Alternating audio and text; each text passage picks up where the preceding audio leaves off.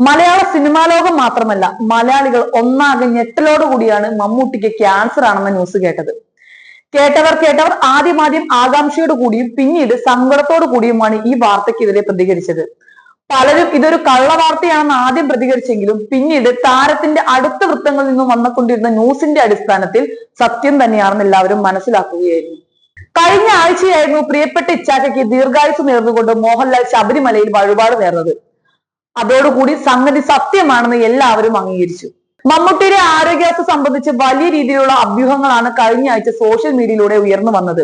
താരത്തിന് കുടലിൽ ക്യാൻസർ ആണെന്നും ഇതേ തുടർന്ന് മഹേഷ് നാരായണൻ ചിത്രത്തിന്റെ ഷൂട്ടിംഗ് നിർത്തിവെച്ച് താരം ചികിത്സയ്ക്കായി ചെന്നൈയിലേക്ക് മടങ്ങിയെന്നുമായിരുന്നു പ്രചാരണം. എന്നാൽ ഇതിനിടയിൽ തന്നെയാണ് താരത്തിന് ആരോഗ്യ പ്രശ്നങ്ങൾ ഇല്ലെന്ന രീതിയിൽ PR ഗ്രൂപ്പിന്റെ എന്ന പേരിൽ ഒരു പ്രതികരണം മാധ്യമങ്ങളിലൂടെ പുറത്തു വന്നത്. മകൻ ദുൽഖറും ഈ വാർത്ത സത്യമല്ലെന്ന് പ്രതികരിച്ചിരുന്നു. ഇതേസമയം തന്നെ മമ്മൂട്ടിയുമായി അടുത്ത ബന്ധം പുലർത്തുന്നതിൽ നിന്നും അദ്ദേഹത്തിന് ചികിത്സ ആരംഭിച്ചെന്ന തരത്തിലുള്ള വാർത്തകളും പുറത്തു വരുന്നുണ്ട്. രോഗത്തിന്റെ ഒരു ആരംഭം മാത്രമാണ്, അതിനപ്പുറത്തേക്ക് ഒന്നുമില്ല.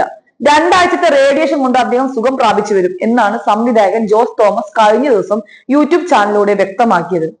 സംവിധായകനും ബിഗ് ബോസ് താരവുമായ അഖിൽ മാരാരും വിഷയത്തിൽ പ്രതികരിച്ചിരുന്നു. ഒരേ സമയം സിനിമയുടെ ബഡ്ജറ്റ് കാര്യങ്ങളിൽ ശ്രദ്ധിക്കുകയും ആരോഗ്യം നോക്കാതെ ഷോട്ടിന് തയ്യാറാവുകയും ചെയ്തതുകൊണ്ട് ഗ്യാസ്ട്രിക് പ്രശ്നങ്ങൾ ഉണ്ടായി. ചെറിയ ബുദ്ധിമുട്ടുകൾ ഉണ്ടായപ്പോൾ തന്നെ ടെസ്റ്റ് ചെയ്തെന്നും അഖിൽ മാരാർ വ്യക്തമാക്കുകയുണ്ടായി. ഇതിന് പിന്നാലെയാണ് നടൻ തമ്പി ആന്റണി ഫേസ്ബുക്കിൽ പങ്കുവച്ച പോസ്റ്റ് ഇപ്പോൾ വൈറൽ ആയിക്കൊണ്ടിരിക്കുന്നത്. തുടക്കത്തിലെ അറിഞ്ഞതുകൊണ്ട് കേട്ടിടത്തോളം ഒന്നും പേടിക്കാനില്ല എന്ന് തന്നെയാണ് ഡോക്ടർമാരുടെ അഭിപ്രായം എന്നാണ് തമ്പി ആന്റണി ഫേസ്ബുക്കിൽ കുറിക്കുന്നത്. ഓപ്പറേഷനോ റേഡിയേഷനോ എന്നുള്ളത് അദ്ദേഹത്തിന്റെ ഡോക്ടറാണ് തീരുമാനിക്കേണ്ടതെന്നും തമ്പി ആന്റണി പറയുന്നു. മമ്മൂട്ടി മലയാളികളുടെ മമ്മൂക്ക.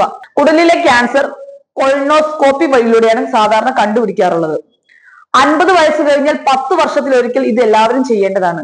മമ്മൂക്ക തീർച്ചയായും അതൊക്കെ ശ്രദ്ധിക്കുന്ന ആളായിരിക്കണം.